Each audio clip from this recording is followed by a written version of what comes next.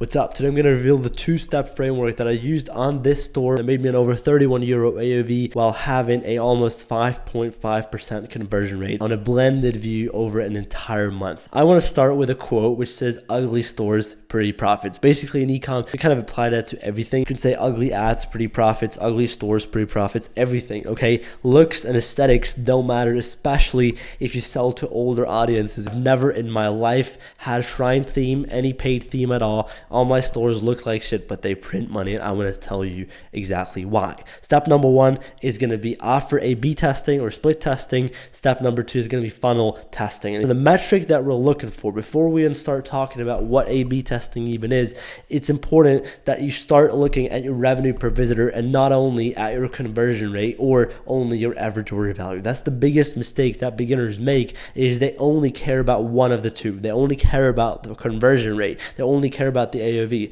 But those two in itself aren't enough. Those two combined make the RPV, the revenue per visitor. How much money are you making? How much money is your store converting at for every single person that comes to your store? And that is the actual metric that you're going to be looking for. And hence the metric that comes after that is the revenue, is the profit per visitor, right? So the PPV, the profit per visitor, super important. And if you don't keep these things in mind, if you only keep looking at your conversion rate, then you're going to fail. Same thing for the AOV, because increasing your price does not mean at all that you make more money. Same thing goes for the conversion rate. If you increase your conversion rate, again, doesn't mean at all that you make more money, because if your AOV is much lower, then guess what? Okay, so you've made less money overall, so you should be going ahead and trying to increase the revenue per visitor. This is really important before we even talk about what A/B testing is. Now, what is A/B testing in the first place? So to understand what it is, you need to understand that on your store, 95% of the success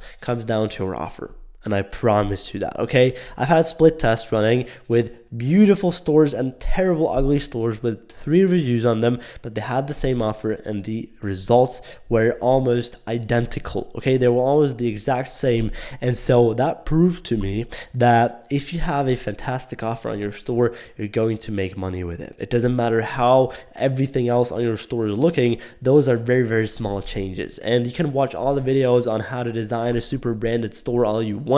At the end of the day, they're not going to get you they're not going to make you more money if your offer sucks. And so this is really what you need to get down. Now, A/B testing means that you have 2 offers running at the same time for the same product, which means same traffic quality, right? Because it's the same traffic source. Let's say it's a Facebook ad campaign. It's the same campaign sending traffic to 2 different offers, right? You can very easily set that up with like the Shopify app like A/B Convert or Kitchen bundles or whatever. And so 50%, random 50% of your traffic goes to offer 1 and random 50% of your traffic goes to offer 2.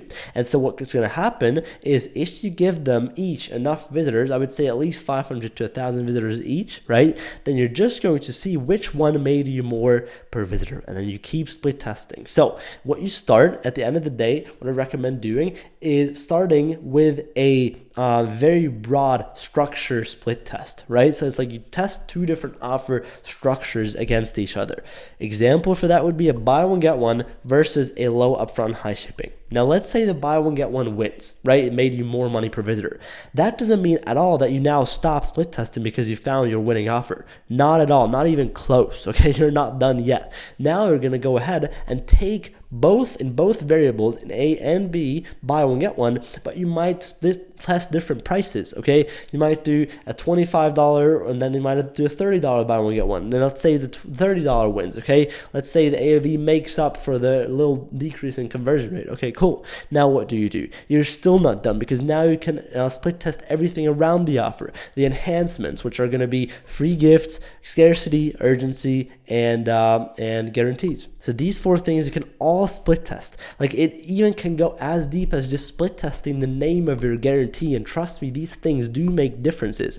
And also split testing $0.99 versus $0.95 on your price. Again, these things make actual differences in conversion rate and AOV and ultimately the revenue per visitor. Now, obviously, the more in detail you go, right, the smaller the differences will be. But the more important is that you give each of them a high chance of success by just giving them a lot of visitors each. right? So you can, I would say, if it's a first split test and one of them is not getting any add to carts at all, then you can turn it off before 500 or 1,000 visitors each. Obviously, you don't want to lose money, but at the end of the day, you should never stop split testing. And a lot of people try one split test or two split tests and it doesn't work out, and then they say split testing doesn't work. No, you just haven't found a winning offer. You just haven't split tested enough, okay? You just need to do it again and do it again and do it again and do it again. And realistically, even if you're making sales right now, maybe it's going to take you 10 split tests until you find an offer which converts better than the previous one. But then you make more money. And if imagine you wouldn't have done that. Imagine you didn't do that.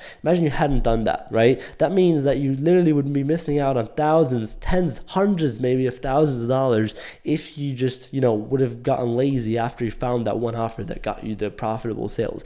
I will never in my life stop split testing offers, and it's the highest leverage thing that you can do. So from now on, whenever you're testing a product on your store, I want you to always have an A/B test, a split test on. Why? Because it literally doubles the chance of your product hitting.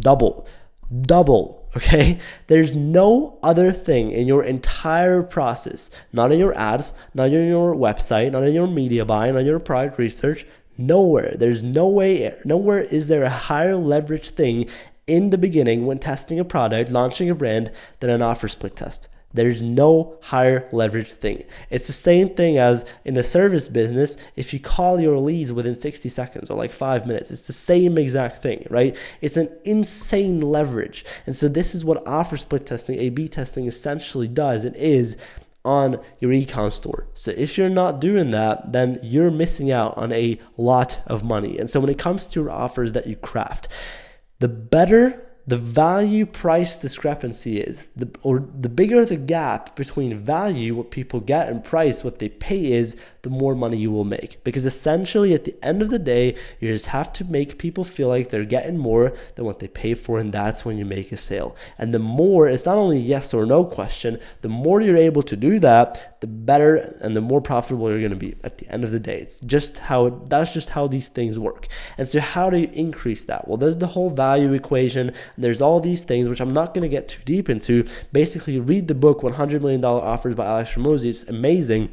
However, at the end of the day, you just need to make them feel like they're getting so much more, right? The value, what they get, so much higher than what they pay for. So an example out of the value equation would be the dream outcome, right? So a lot of beginner dropshippers just rip their competitors' websites, and a lot of times they talk about the technical benefits of a product, right? Example, let's say you sell a retro camera. I promise you no one's gonna give a shit about that your SD card has 32.5 gigabytes and it's that many megapixels and whatever. No, what do they actually care about?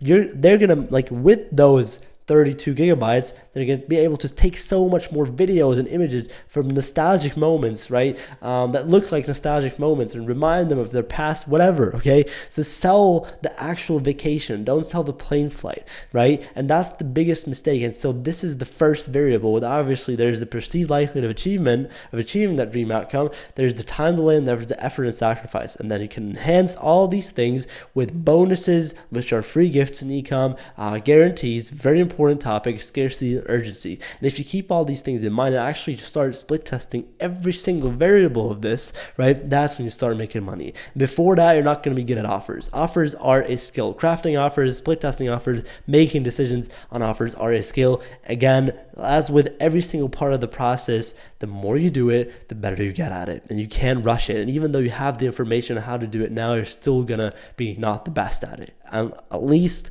until you actually try, and you're going to fail after watching this video, even though you think you know it all, and then you're going to fail again, then you're going to fail again, and maybe just a handful of the people that watch this video, maybe no one is ever going to see the profitable upsides of split testing, but you have to be one of the few, right? This is exactly who I'm making that video for, okay? I'm talking to the very specific few of you guys. All right, so also, right, what I'm going to say, and this is really important, is that a higher average order value always means one thing: higher quality customers. So if you ever ran a business before, you know that there's two types of customers.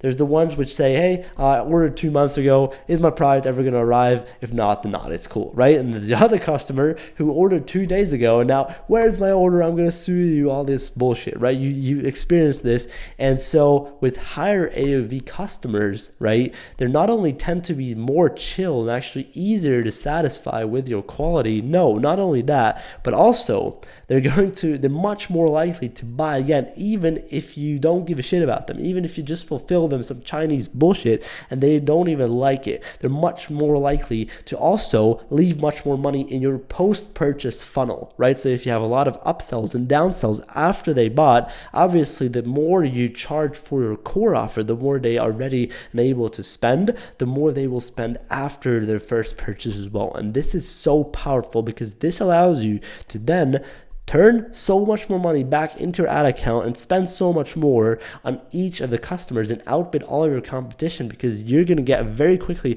to one of the top spenders in your product, in your niche, and it's going to make it unlimitedly easy for you to scale, whereas now your ads are probably dying within a couple of days, right? And this is actually one of the reasons, because you're competing on price and you're just a little bit cheaper than everyone else, and that's why you think that's your competitive advantage. That's your unique mechanism. Your marketing unique mechanism, right, is that you're a little bit cheaper, and it's a race to the bottom, because if someone comes to the market and is $5 cheaper than you, then he takes all your customers away. And that's exactly the low quality customers that you do not want in your business. Trust me. Now, let's say you've done that. Let's say you're split testing your offer. Let's say you found an offer which makes you a lot of money. Second step is actually going ahead and starting to look into the topic of funnels. Right? So a lot of YouTubers and influencers have been pushing this a lot recently, and I do agree with to a certain extent. I do think if you're testing a product, it's going to take a little bit too much time probably to set everything up as a beginner, right? If you're more advanced, then you can absolutely test 2 or 3 products a week with longer funnels. Absolutely. As a beginner, you're probably better off if you only for now focus on offer A/B testing, because again, this one in the beginning is higher leverage than the funnels testing, in my opinion. Okay, so what you need to understand about funnels, and I'm going to try to say only stuff that you can't find anywhere else on YouTube that no one really talks about, is that every extra step on your funnel, which is like from your ad, from the first touch point until the purchase, right? That's the funnel, okay? Every single step that you add in is a disqualifier, which means it does the exact opposite of what you think it does. You think it just makes everyone so much more like ready to buy your product and they spend so much more money. It's not what happens. In truth, in reality, it's a disqualifier. A bunch of people see, let's say, if they saw, your ad and then your product page, if you immediately sent them to there, right, they maybe would have bought if the product was $20. But again, that's a race to the bottom. You don't want that, right? So what happens is, if you now add an advertorial, for example, then a lot of those $20 customers are going to click off. Right? They're not going to even come to the product page. They think, who the hell are you? No, it's a disqualifier. Every step that you add in disqualifies a bunch of people. So what happens when you have a VSL, for example, that people cannot skip? They have to watch a 20-minute video all the way through the end. Imagine how much of a drop-off that is, right? Like, think about it. Imagine out of 10,000 visitors on the VSL, only 100 make it to the website, right? 1%. Well, all those 100 are going to buy. Trust me. Like, if you have 20 minutes of their attention, maybe even a longer format ad before they even clicked on the VSL funnel, then you're going to convert. Like, the people that do then actually come do convert, and also do convert so much more expensively, and they're exactly the high quality customers that you want. So when it comes to your traffic, right, or a conversion problem, there's always 2 different problems that you can have, right? One of them is not enough volume in terms of leads, in terms of like your prospects, your visitors. Second one is the actual quality, right? And so this is exactly what I would say is the right thing to do when you get a lot of visitors, but they're very low quality, and your conversion rate starts to dip as you spend more and more money. right? You need to disqualify a bunch of people if you're getting a bunch of clicks. And if you do so, the ones that do click through are actually going to be ready and able to spend more money. And so there's ultimately 3 different types of funnels that I've personally ran and that I think are super, super good when it comes to your store.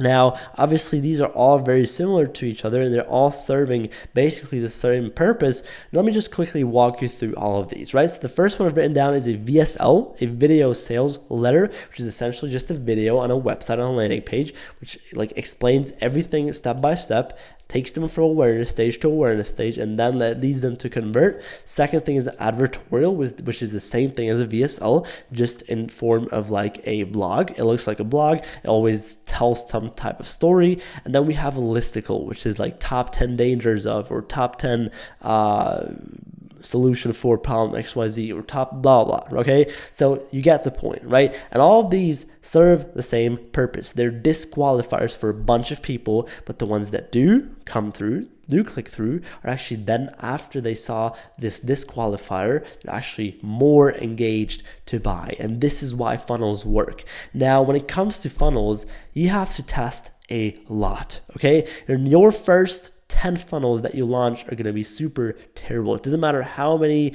ChatGPT plus subscriptions you buy. Doesn't matter how many YouTube videos and advertorials you watch. They're going to all suck. Okay. And again, what you're learning here in this video is the information. This is not the actual execution of it. The execution is the hard part. All these things that you hear in this video, if you don't apply them, it has been so far, and it will be in every single video that you ever watch, by the way, not only on my channel, a waste of your time. So you need to actually start applying these things. Okay.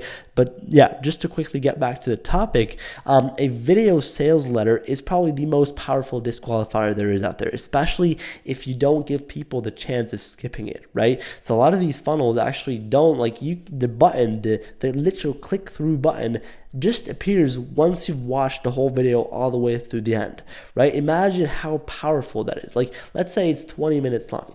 People who see that button after 20 minutes watched 20 minutes of your content. Imagine how fucking ready to buy they are, okay? They want to give you all of their money, right? Advertorial is easier because you can always click in all times. It's just a text form. There's less trust.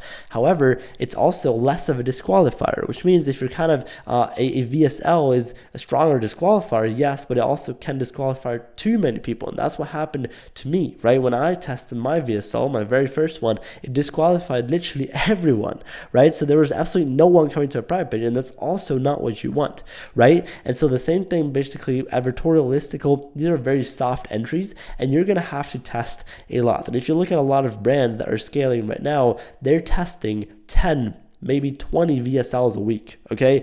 It's really important to test all these things with a very, very high volume. And it just comes down to the same thing as with the offers split test, to monitoring the metrics and how does everything change, okay? What's the click-through rate of each funnel? And then hence, what's the AOV and what's the conversion rate? And then you just see, okay, which one converted better, which one was better, which one made you more revenue per visitor for each person that is coming to your store. And that is pretty much it. So this is the 2-step process. Start A/B testing, split testing your offers, and start implementing funnels into your ecom business. All right, guys, thank you so much for watching this video. I want to say thank you for giving me your most important assets, which are your time and your attention. And I wish you a beautiful day.